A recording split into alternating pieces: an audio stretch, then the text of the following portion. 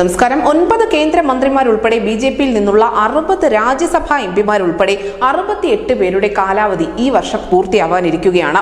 അവരിൽ പലരും 2024 ലോക്സഭാ തെരഞ്ഞെടുപ്പിൽ മത്സരിക്കുന്ന ഒരു സാഹചര്യമുണ്ട്. എന്തായാലും മോദി സഭയിൽ നിന്നും പടിയിറങ്ങുന്ന ഏറ്റവും പ്രധാനപ്പെട്ട മന്ത്രിമാരിൽ ചിലർ റെയിൽവേ മന്ത്രിയായ അശ്വിനി വൈഷ്ണവും, വിദ്യാഭ്യാസ മന്ത്രി ധർമ്മേന്ദ്ര പ്രധാനും, പരിസ്ഥിതി മന്ത്രിയായ ഭൂപേന്ദർ യാദവും, ആരോഗ്യമന്ത്രി മൻസുഖ് മദവ്യ എന്നിവരുൾപ്പെടെയുള്ളവരാണ്.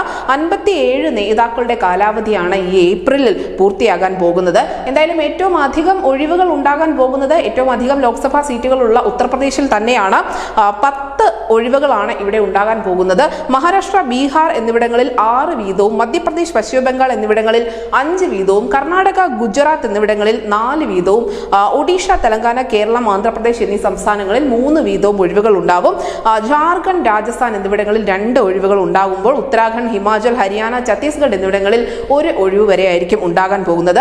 എന്തായാലും ഇതിനോടൊപ്പം തന്നെ മറ്റൊരു പ്രധാനപ്പെട്ട മാറ്റം കൂടി സംഭവിക്കുന്നുണ്ട്. ബിജെപിയുടെ ദേശീയ അധ്യക്ഷനായ JP നദ്ദ, അദ്ദേഹം സ്വന്തം സംസ്ഥാനമായ ഹിമാചൽ പ്രദേശിന് പുറത്ത് സീറ്റ് നേടിയേക്കാം എന്നുള്ള അഭ്യൂഹങ്ങൾ കൂടിയുണ്ട്.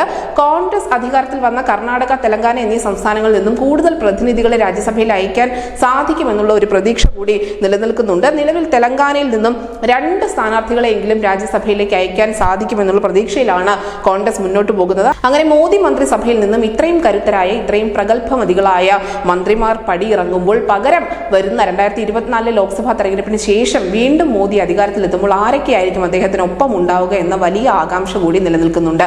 News desk, news India Malayalam.